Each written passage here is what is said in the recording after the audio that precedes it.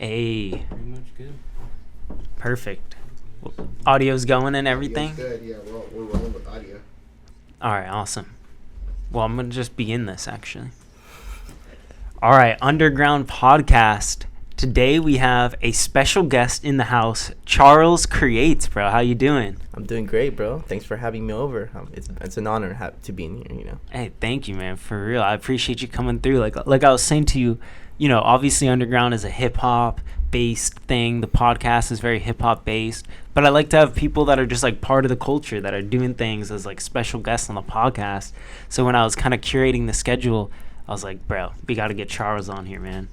Nice. I'm honored. Like I said, I'm impressed by your production team in here, and I'm glad to be a part of your group and your guys' journey. And I love seeing you guys create content. So I'm here for it, man. Thank you, bro. All right, so can you kind of introduce yourself in terms of exactly what you consider yourself as? Like, I always just say, oh, he's a content creator.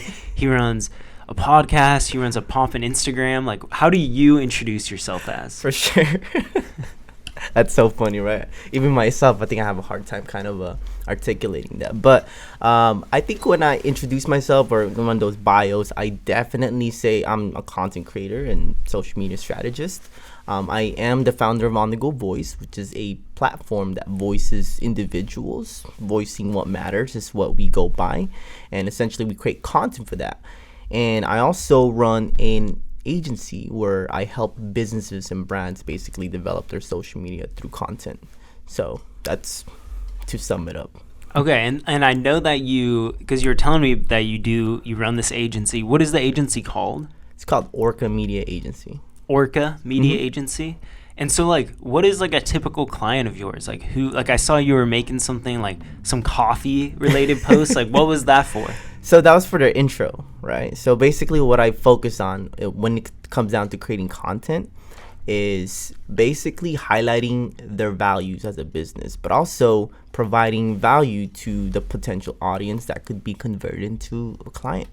Right, so a typical client that I'm focused on is someone who can be informative, someone who can tell stories. Right, you're thinking of insurance agents, real estate realtors, mortgage guys. Anybody who's in the space that needs the content to inform and educate their potential clients, because I think that's important now. And as we can see with the whole pandemic, right, it was just, if your business wasn't online, you probably missed out so much opportunities. So now living in this moment, it just solidified for me and if anything validated that how much significant my work was in this industry. Absolutely. And so you're when you edit all this content, you edit it at your house? Is that what you do? Yeah. And what do you use, Premiere? Yeah, Final for sure. Cut? Absolutely. I actually have a team now. I have a team. Her name's her name's Erin. I dedicate more long projects, and we're still in the works developing that. So I'm grateful that she's able to do that. We just launched Creative Spark, right? So that one was series focused towards creators, such as anybody, producers, photographers, videographers, content creators, to really define what creating means for them. So that's part of the series in On The Go Voice, and we have a YouTube series. So episode 2 should be coming out. I have it, I just haven't uploaded it. I got you. A little busy. I have another editor in Philippines.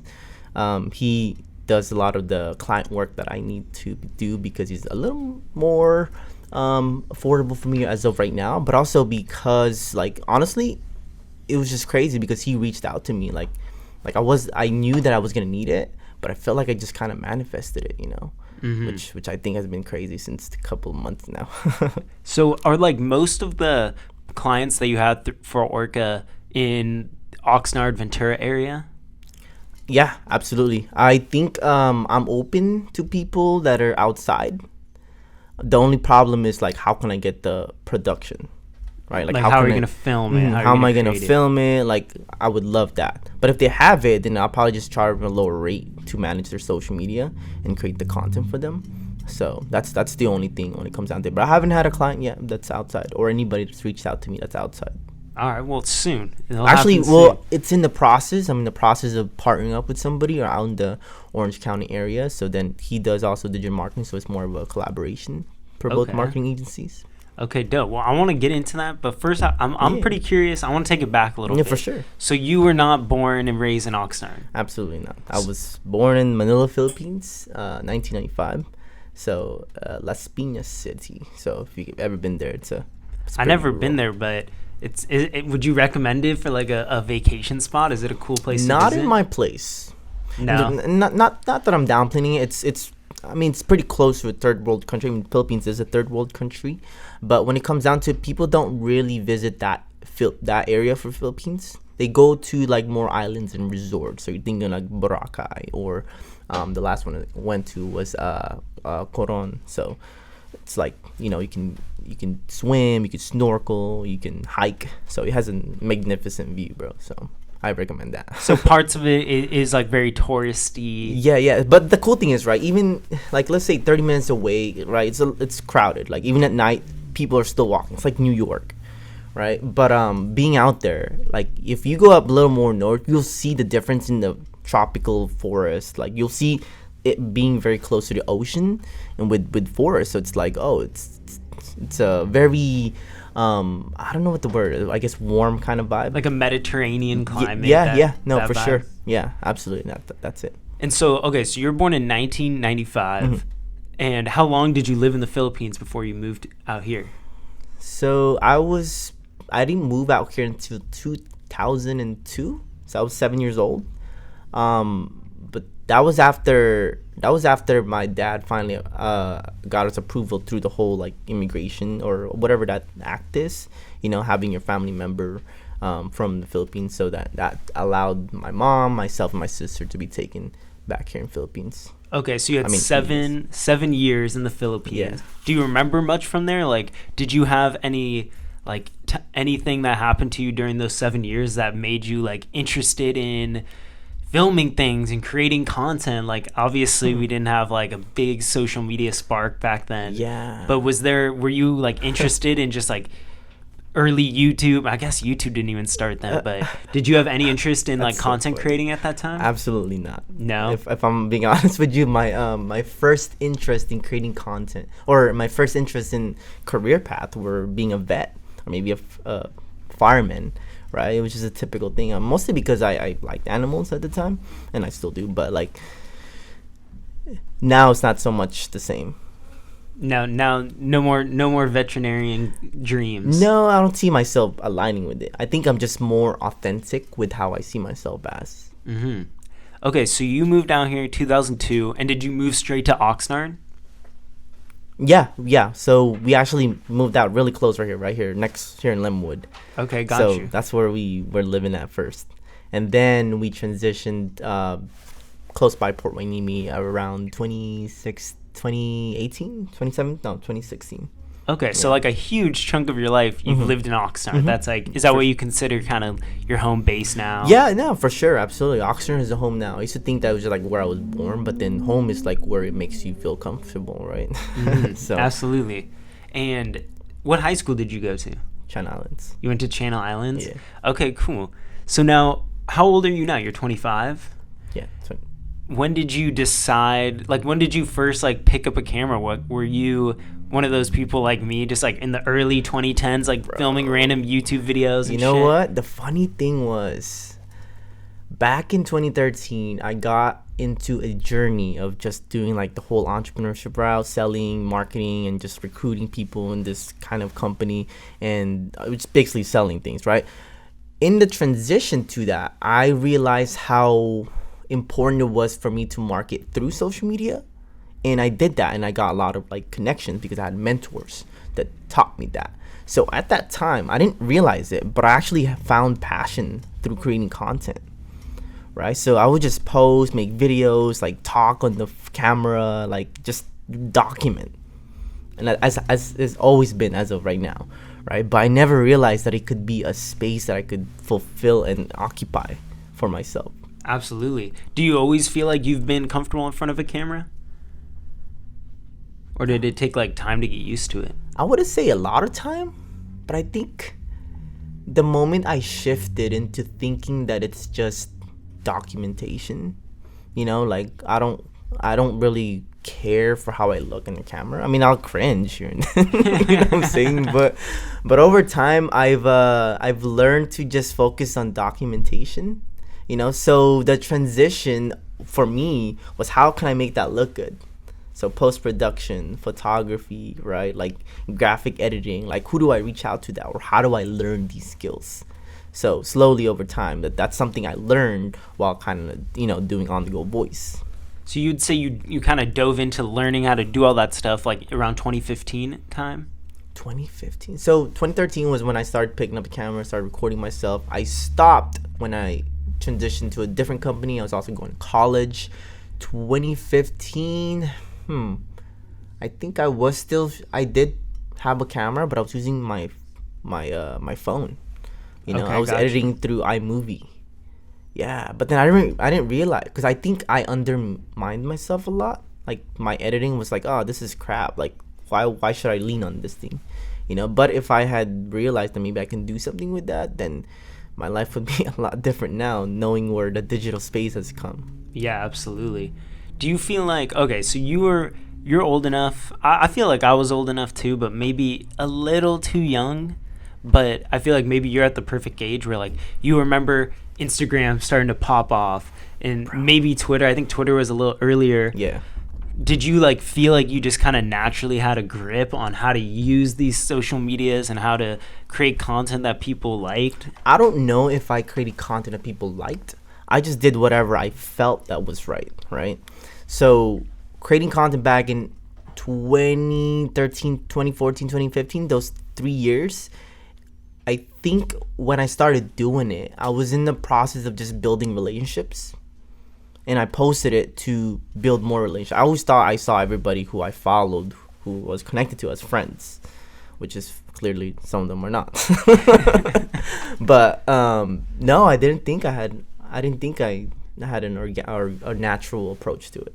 But now, like, I feel like you really do now. I mean, like, I just see the stuff you film. The stuff you post is very clean. It's very targeted, like very direct. It's not confusing. It's like, it's clear that there's like production value and time and energy that went into everything. Yeah, I appreciate that, man. What about like, I see you've been doing like TikTok type stuff, right? Yeah. So like, funny. What do you think that when clients come to you and you're like kind of painting some sort of like online presence, online strategy for them, is TikTok like a big thing for Orca and for you? No, it's not a deal breaker if they don't do it or not. It's totally up to them if they're comfortable for it.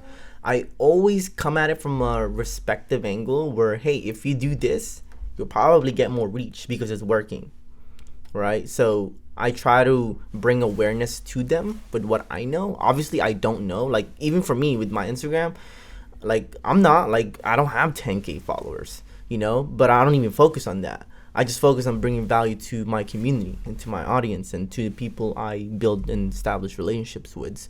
It's never been about like, growing fame, However, with that being said, I still act as if I don't know everything, From a point when I post about stuff, I don't act like, like I'm the shit, like you should listen to me. It's more so like, hey, I learned this and I think you can benefit from it too. I think you do that well, because I definitely don't get the vibe of, this guy thinks he knows everything about the internet and everything. Like, I get like a good, genuine, hopeful vibe from you and your content, for real. And I'm sure that your clients feel the same way too. I hope so. So when did you start On The Go Voice? When did that manifest? Oh man, great question. This started back in 2019. So before this, right, I was actually getting into content creation again. I was driving for Lyft, right? You know me now. I like to talk. I like to build rapport. I like to talk about deeper shit, right?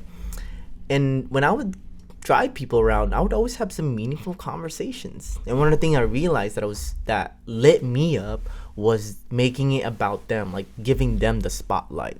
So I'm just like, what if I make content around that? Like, I love talking, right? So when that happened, I realized editing sucked.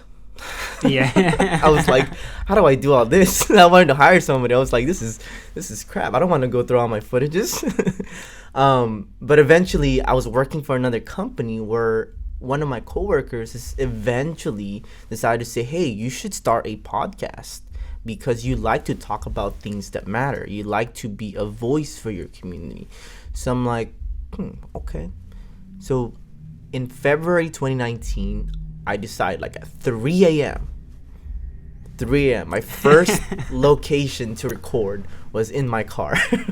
That's cool. Going with that Lyft vibe, you know? Yeah, no, for sure. So I recorded in there just because I got a $50 blue mic, right? A USB mic.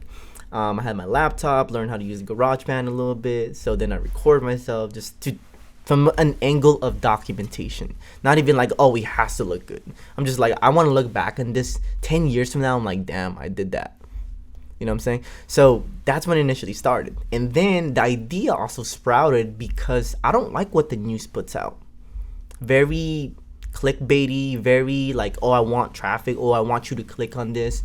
Oh, like kind of manipulation in the word and framing. So it was like, I want to build a company where it can focus and deliver value on the things that matter, on the things that we don't often notice, the undocumented, the unappreciated. So I wanted to focus on that. So essentially I started with my friends, highlighting people who I thought that were doing good things in life, and I wanted to represent them on my platform. And from then on, it just started growing. I started realizing, hey, maybe I should have different kind of sections. I want to expand a little bit. In the process, I'm still learning like what works best for me. I'm realizing that like at the time being, I can occupy so much space, but I can only do so much. So I had a team at one point for a little bit where we were all creating different content, but like knowing now, like money talks, right? Just understanding that in order for me to do this, I had to build with intention, not just like hoping that they'll get on it. Like you have to pay these guys. You have to bring something to their value. You have to create a space for them to grow, because if you're not creating that and you're just expecting them to possibly do what you wish, they're gonna leave. You know, so from that end, that's a learning experience now. So constantly I'm trying to improve how I can communicate with people I work with in my organization, whether it's my agency or the media team, how I can help them grow, how I can help them paint the vision for themselves. Absolutely. And so now you're doing the podcast pretty regularly. You have that spot. That's where we went out and filmed ours. Like basically with the podcast, you do all sorts of different subjects, right? Like you'll have just clothing brand owners, and you'll have magazine people and hip hop artists. Yeah. What got you into having people like TIE Fighter, OG David James, like having these hip hop heads in this area? Why did you decide you want to reach out to them and cover this part of the landscape? Great question. So like I said, On The Go Voice was essentially meant to voice what matters, right? Like I'm thinking like a media company. Think of Complex, think of LA Times, think of BuzzFeed, right? They have different topics as content, as news, now that we're going in digital space. The thing for me was I didn't just, like if I was to focus on something that I genuinely just was passionate and really, really liked, it would be just business. Like I would just have business owners and talk about business structures and marketing, right? But like I realized that's not what everybody wants to hear. So I'm like, well, I want to diversify. That's when I started creating series where it was dedicated to certain topics such as creativity, relationships, business, finances. And that was the overall vision, and it still is. I'm just making my way to it. It just hasn't happened yet.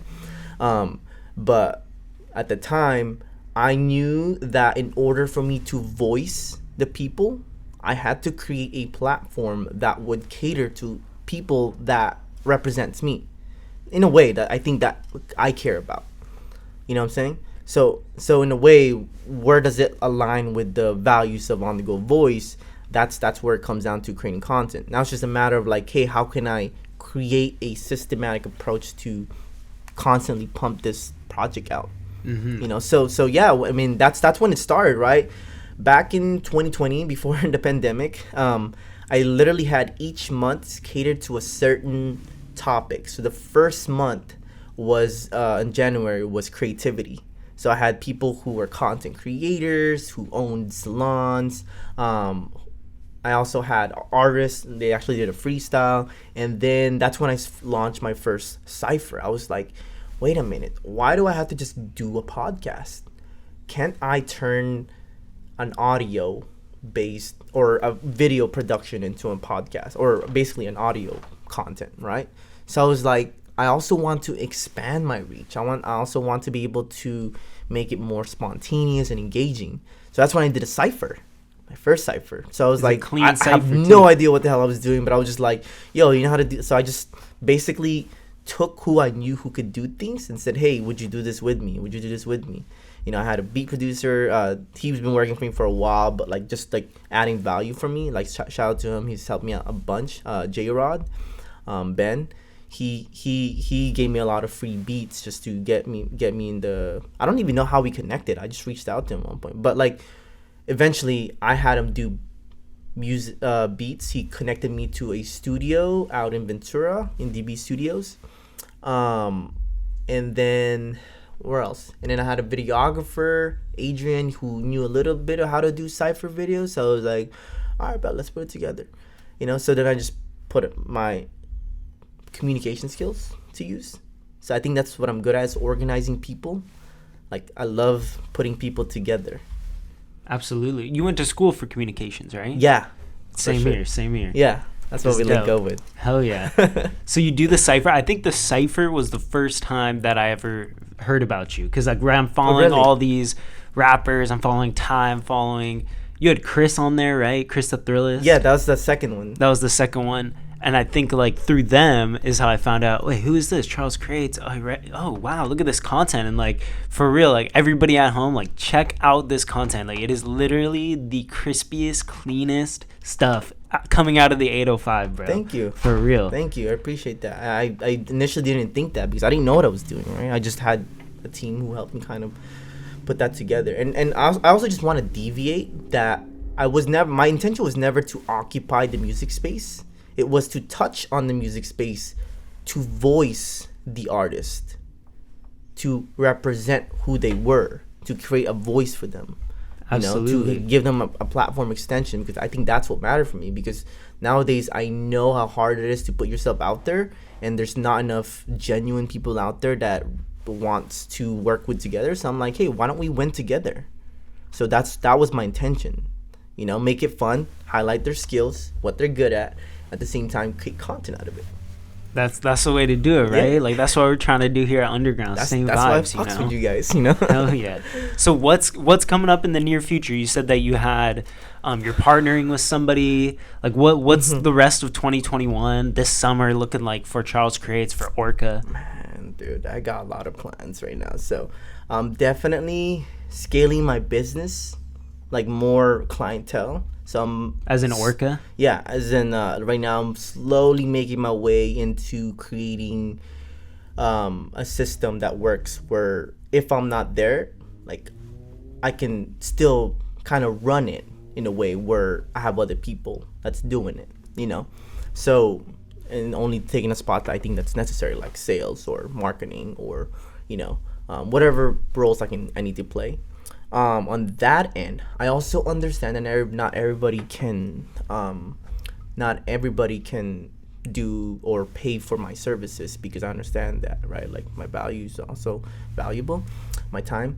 But so in the near future, this year, I haven't announced it yet. I do look forward to creating some sort of course that will utilize On The Go Voice and my platform, because they just complement each other. Some sort of course and a way to bring people together so that they can learn how to market themselves on social media.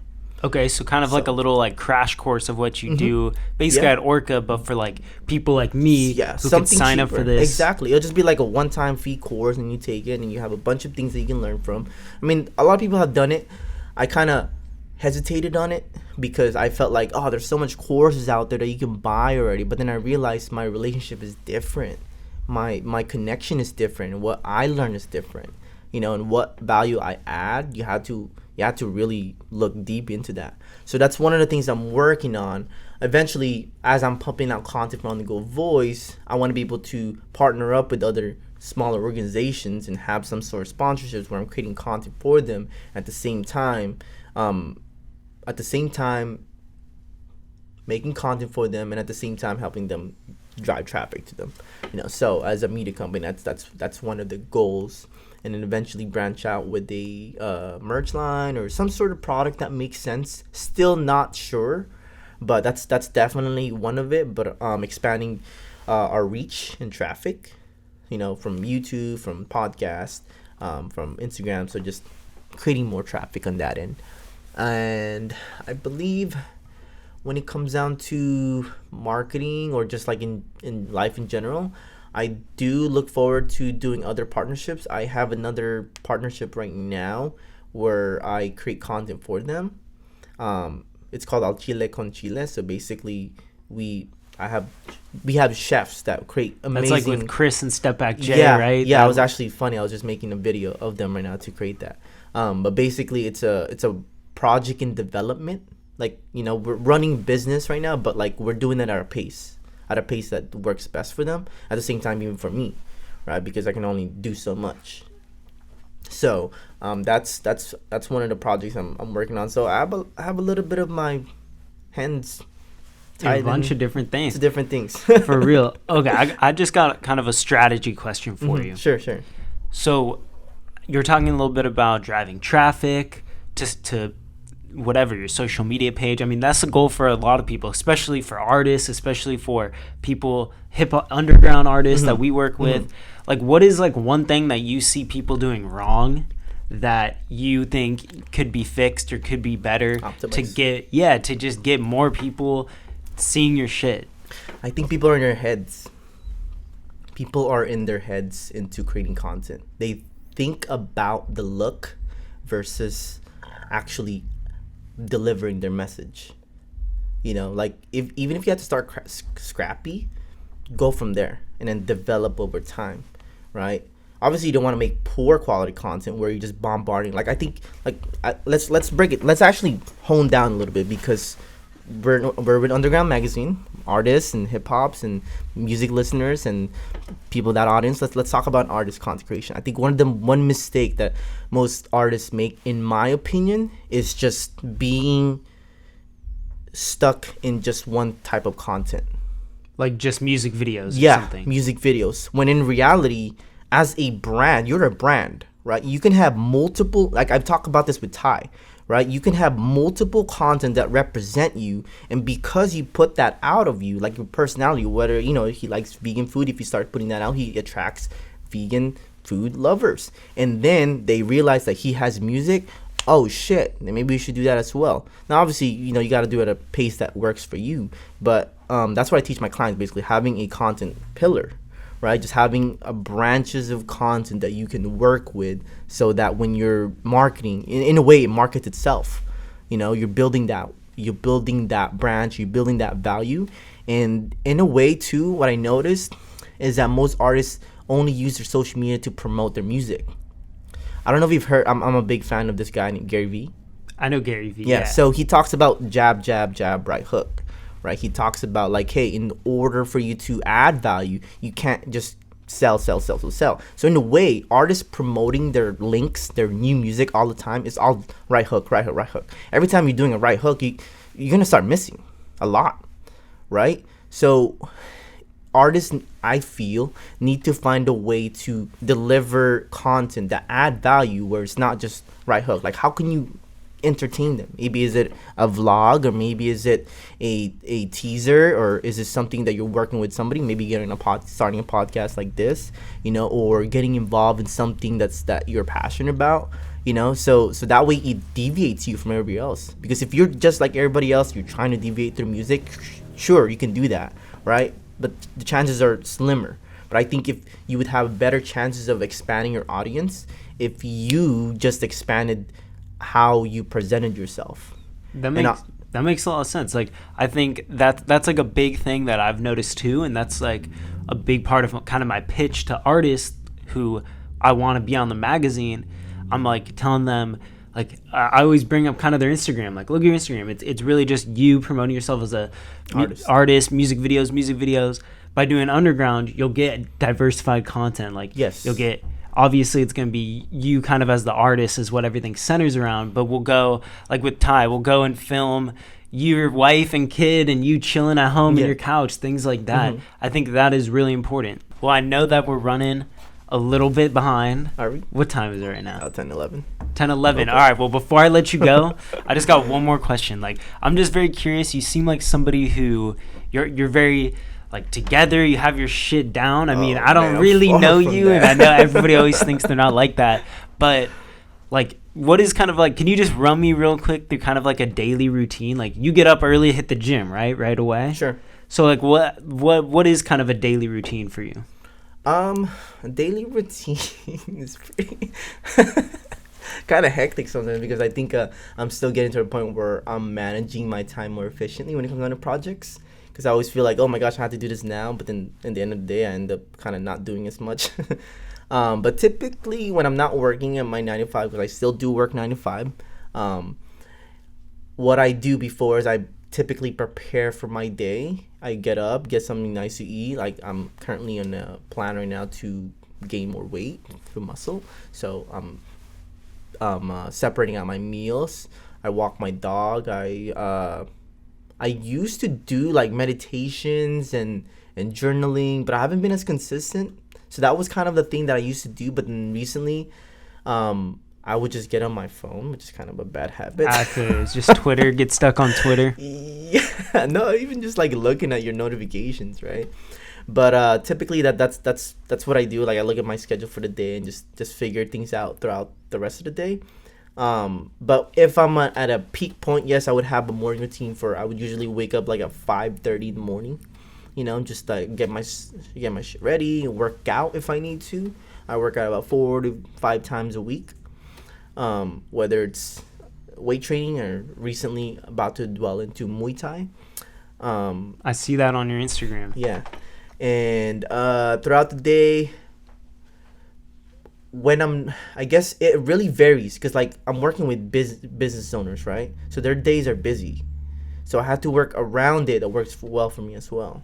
So like maybe in one day on a Monday, maybe we'll be doing production only, and then on the other day, we're actually setting up that content. Like, hey, what do you think of this? And like getting more ideas about them. And then the next week, I would delegate the team or start talking to my team to do post production for content, and just overall plan that out. So, but overall, it's a pretty spontaneous day right now. I can't give you exact details of what goes on in my life. It's just a hectic getting everything together. But something that I do, like, I feel like I've learned from you, even though this is our second time meeting, is just like the importance of just getting up early, working out, eating right. Something I didn't do this morning. Obviously, we were in a rush, but yeah, stuff like that is like very important to just getting all your other shit handled. Like someone like you got a lot of shit on your plate every day, and so it's like kind of inspirational to just see you doing dope shit early in the morning. And like it's something I need to try to implement. And everybody out there, like especially hip hop artists, like just get up early, get healthy, do your thing. No, for sure. I think if you're in your peak mind, if you're in a peak mind through the beginning of your day, if you crush it right away, like you're gonna have an amazing day because you're already setting yourself up for success. That is something I need to get back into the habit on because like I've been sleeping late recently. So but just like when you have that sense of discipline, because I know it's worked for me, like you will just feel so aligned. You will feel like you can't be easily crushed. You just kind of go through the day without like kind of being tired as easily, or even then you just know you're going through the process. So yeah, absolutely, for sure it's important. Well, bro, I appreciate you coming through very much, man. I know that this was early. I appreciate you fitting this into our schedule. Yeah, no, for sure. And where can people find you at real quick? Sure thing. So you can find me on Instagram, Twitter, TikTok, YouTube. Basically all the same handles, which is Charles Creates _. And if you guys want to check out the platform that I was talking about for On The Go Voice, it's just On The Go Voice. YouTube, Instagram, TikTok, Facebook, Twitter. What else am I on? Oh, on the Apple Podcast and Spotify as well. Other than that, I mean, reach out to me if you guys have any questions. I like helping out people who want to create content, so love to see how I can help out. But other than that, man, also thank you for having me on. I know you have a lot going on as well, so I'm glad that you're creating this platform and inviting people as well. So I'm looking forward to it. Hell yeah. And I'll put everything, all the links, everything, the handles he just said are down below as well. Thank you so much for coming, bro. Have a great rest of your day. Absolutely. Thank you. All right, we're out.